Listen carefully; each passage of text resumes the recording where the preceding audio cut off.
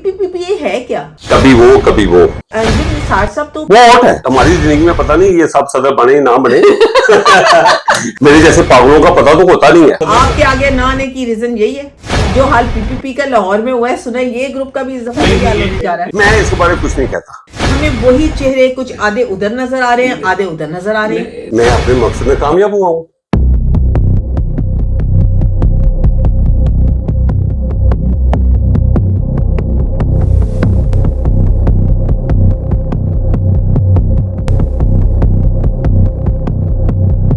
कुछ अर्सा पहले मैंने एक वीडियो किया था चैम्बर ऑफ कॉमर्स के हवाले से, लाहौर चैम्बर ऑफ कॉमर्स के हवाले से। मैं खुद भी चैम्बर ऑफ कॉमर्स लाहौर की मेंबर हूँ, सो आई एम ऑलवेज कंसर्न कि क्या होता है। तो एक साहब हमारे साथ उस वीडियो में थे और मैंने उनको कहा था कि आप क्या चाहते हैं, तो उन्होंने कहा मैं एक हेल्दी कॉम्पिटिशन चाहता हूँ। मैं नहीं चाहता कि बिला मुकाबला कोई आए और बैठ जाए आके और सदर बन जाए। जिस तरह से प्यार फाउंडर का एक अलायंस चल रहा था, तो वो खुद फाउंडर से बिलोंग करते थे। उन दिनों का इंटरव्यू भी मैं कोशिश करूंगी कि आपको दोबारा दिखा सकूं और बताओ। उन्होंने मुझे कहा था कि एक दिन यहाँ पर एक हेल्दी कंपटीशन आएगा और इलेक्शन होगा। सो उनकी बात तो सच साबित हुई। हमारे साथ शेख इलियास मजीद साहब मौजूद है, इनसे हम बात करेंगे। अस्सलाम वालेकुम सर। वालेकुम सलाम जी, क्या हाल है आपका? बहुत शुक्रिया। इलियास साहब, हेल्दी कंपटीशन जिसके आपने जिक्र किया था, आई होप आप बड़े खुश होंगे। मैं बहुत खुश हूँ। क्यों? मैं अपने मकसद में कामयाब हुआ हूँ। देखिए, हुआ ये था कि बिला मुकाबला का ट्रेंड चल पड़ा था 20 सालों से, और 20 सालों में कह लें कि लगी हुई थी बारियां, कभी वो कभी वो। और ये जो बिजनेस कम्युनिटी थी ना, उनके मसाइल की तरफ तवज्जो नहीं दी जा रही थी। जो बिजनेस हमारे बिजनेस में होती है, कभी कमी है कभी खुशी है, अच्छा, ये आना भूल गए थे। ये सारी बातें ठीक है आपकी, हाँ, आपने सब कुछ ठीक कहा, मगर इसका फायदा क्या हुआ? हमें वही चेहरे कुछ आधे उधर नजर आ रहे हैं, आधे उधर नजर आ रहे हैं। नहीं, अब देखें, उनको पहले सीट मिलती थी राम से, इसी वाले कमरे में बैठ के खुश हो के राम से सिगार पीते थे, खुश होते थे हम जीते जा रहे हैं। अब वो शालमी में जा रहे हैं, पसीने में, अब वो जलसे कर रहे हैं, उर्दू बाजार जाते हैं, और अब उनको एक महीना उर्दू बाजार जाते हैं और वहां जा रहे हैं और हर किसी के साथ बड़ा गले मिल रहे हैं। पहले तो हाथ बुलाने मुश्किल होता था ना, अब गले मिल रहे हैं। अब वो एक आम बिजनेसमैन का जो पसीना था, उनको पता चल रहा है ये पसीना, ये मेहनती लोग हैं, ये लोग काम कर रहे हैं। और ये पाकिस्तान के सबसे बड़े चैम्बर में जो एक अरसे से रिवाज चल रहा था, और मैंने उसको ब्रेक किया। I am happy. लेकिन आपको तो इसका कोई फायदा ना हुआ। आप तो आज भी ये कह रहे हैं कि ये लोग वही कर रहे हैं, सदरों की दौड़ में लगे हुए हैं, सीटों की दौड़ में लगे हुए हैं। बिल्कुल ऐसे ही है। अच्छा शेख साहब, आप ने भी एक ग्रुप ज्वाइन किया, ठीक है? हाँ, आपने भी एक ग्रुप ज्वाइन किया, और आप लोगों का स्टांस था, जिस ग्रुप ने ज्वाइन किया था, फाउंडर छोड़ के आए थे, स्टांस ये था कि जी ये मरूसी सियासत चल रही है, फैमिली पॉलिटिक्स शुरू हो गई है। हालांकि अली हसन जिसको वहां से लाया गया, जो आप निकला था उस ग्रुप से, वो मरूसी सियासत का हिस्सा नहीं था। उसको भी तो बनाया था उन्होंने, सीनियर वाइस प्रेसिडेंट बनाया था। आखिर वो भी तो की फैमिली का हिस्सा तो नहीं था। अहम सीट होती सदारत की। हाँ, नैब सदर, सीनियर नैब सदर तक चल जाता है। ओके। और वो भी वो चलता है जो लीडर इनका रात बोले दिन को तो कहते हैं ठीक है, दिन को बोले रात तो कहते हैं ठीक है, वहां तक वो चल जाता है। असल गेम होती सदारत की। वो सदारत जो सदर होता ना, वो उसके लिए, वो मैं नहीं समझता कि उनको शायद मौका मिलता है ना मिलता, वो बात की बात है। क्योंकि हर ग्रुप में इसी बेस के ऊपर वोट लेता है। 3-4 लोगों को उन्होंने जैसा लगाया हुआ काम पे, जैसा कि फाउंडर की मिसाल दूंगा, उन्होंने ख्वाजा खाबर साहब को बोला हुआ है सदारत के लिए, सदारत के। फिर जीशान खलील को बोला हुआ है, ऊपर से काशिम मेहर के साथ भी वादा है कि तुम्हें सदर लेंगे। इधर आ जाइए आप प्रोग्रेसिव में उस्मान खालिद साहब माशा बड़ी तकरीरें कर रहे हैं, बड़े शेर सुना रहे हैं। फिर उसके बाद हसन शाह साहब लगे हुए हैं, पायनियर्स में आ जाए, पायनियर में आ जाए, अली सामसा सदर बनेंगे।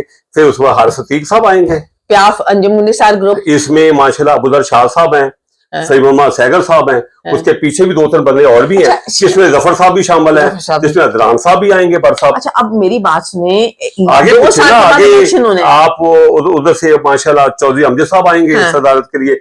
अगर वो उसके बाद फिर उस्मान करीम साहब हैं, उन्होंने अपनी जिंदगी का हिस्सा लगा दिया, 25 साल से लगे हुए हैं। वो तो सारी बातें ठीक है, लेकिन शेख साहब ये भी तो देखें, ये बंदे आपने मुझे गिनवा दिए हैं, कोई 20-25, ठीक है? अब आप मुझे ये बताइए, अब 2 साल के बाद इलेक्शन होने, ठीक है? तो ये तो 25 साल की वेटिंग लिस्ट है, 25-30 साल की वेटिंग लिस्ट है। ये 50 सालों की लिस्ट है। 50 साल की लिस्ट है। हाँ, इसमें हमारी जिंदगी में पता नहीं ये सब सदर बने ना बने ये, लेकिन ये है कि कोशिश करनी चाहिए। हाँ। लेकिन अब सदर बनना इतना आसान नहीं होगा। अच्छा, आपका ख्याल ये है कि जिसकी उम्र इस टाइम पे 50 या 60 साल है वो आउट है? वो आउट है। कैसे बारी आएगा मुझे बता दे। 6 ग्रुप है। अब 6 ग्रुप, हो सकता है कल को एक इंकलाबी ग्रुप आ जाए। मेरे जैसे पागलों का पता तो होता नहीं है। हाँ। तो ये 6 के 6 इकट्ठे हो जाए, हो सकता है। उसके खिलाफ 6 के खिलाफ भी हो सकता है। हाँ। कोई पता नहीं है, फिर कोई पता नहीं। अब क्या हो मुझे नहीं पता। आपके ख्याल से जो बूढ़े वाले हमारे मेंबरान जिनकी आस है कि अगले आने वाले 2 साल में वो हमेशा अपने फाउंडर के जो हमारे बुजुर्ग हैं दिल से कदर करता हूँ। उन्होंने भी बहुत ज्यादा मेहनत की है। हाँ। और बहुत ज्यादा उन्होंने काम किया है। लेकिन मसला मैं यही चाह रहा था कि आप देखिए टैलेंट। शेख साहब, आप एक तरफ ये भी तो देखिए कि फाउंडर दर हकीकत नाम है चैम्बर का। जिस दिन चैम्बर बना था फाउंडर उसी दिन से बना था। ये छोटे छोटे ग्रुप तो बाद में बने। एक मसला बना है, एक मसला बना ना।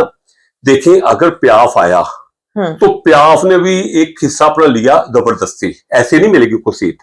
जब उन्होंने देखा फाउंडर वालों ने कि ये हमारे मुकाबले के ऊपर फुल फ्लेज पार्टी आ गई है और हम इनको नहीं कंट्रोल कर सकते, उन्होंने कहा एक टेबल पे बैठ जाए, 1 साल आप ले लें, 1 साल आप ले लें। जमहूरियत आ गई। अब जमहूरियत आ गई। आप नहीं, इसी तरह पे होगा ना बेहतर। अभी बेहतर होगा। हाँ।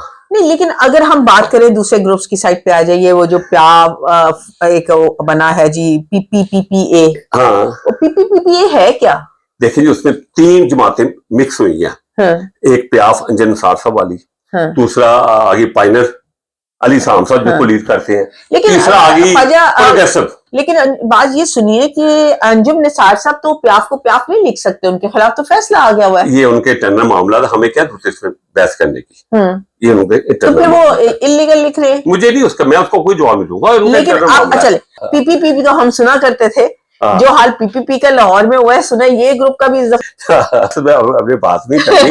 आपकी मुझे पता है आप मीडिया कैंपेन चला रही हो, मुझे मत फंसाओ। अच्छा, मुझे ये बताइए कि जहां पे हम बात की कि आप चाहते थे जमहूरियत आए, इलेक्शन स्ट्रॉन्ग इलेक्शन हो, डू यू थिंक के इस टाइम पे जो दोनों ग्रुप्स के कैंडिडेट्स हमारे सामने मैदान में है, उधर से भी एक प्रेसिडेंट के लिए, उधर से भी है कोई सीनियर वाइस प्रेसिडेंट के लिए, तो वो सारे जो उनसे लोग ऐसे हैं जिसको बिजनेस कम्युनिटी को रिप्रेजेंट करते हैं, बिजनेस कम्युनिटी के वो जाके फायदे सोचेंगे? नहीं, ऐसा नहीं है। ऐसा नहीं है। एक्चुअली ये है कि ये सारे लोग, मतलब मैं ये नहीं कहता, मेरे सारे काबिल इहतराम है, मसला ये कि ये चाहते हैं अपनी अपनी हम रूटीन में जब इनकी टर्न आए ये सदर बने। लेकिन सवाल है कि जो जनरल बिजनेसमैन है ना, जो आराम से काम कर रहा है, जो टॉप टैक्स पेयर है, वो इसमें नहीं आता। जिसकी जरूरियात है, जो टैलेंटेड है, जिन्होंने अपने बिजनेस को प्रमोट किया है और जो बिजनेस चाहते हैं, वो लोग चैम्बर में नहीं आते। क्यों? वो वजह इस वजह से नहीं आते कि वो कहते हैं कि चैम्बर में सिर्फ फोटो सेक्शन होता है। बात उनकी सही है, क्योंकि जब आप देखें, बात से कोई भी लीडर है एक पार्टी का, या उसमें 4-5 लीडर हैं, वो पहले 1 साल उसको बड़े गौर से देखते हैं कि बंदा कैसे आता है, कैसे जाता है, क्या इसके अंदर कोई लीडर बनने की खूबी तो नहीं है। अगर वो आपने कहा कि वो ये देखते हैं इसमें लीडर बनने की खूबी तो नहीं है। कल हमारे मुकाबले में ये सदारती उम्मीदवार तो नहीं आ जाएगा। अच्छा, उसको आगे लेके नहीं आते।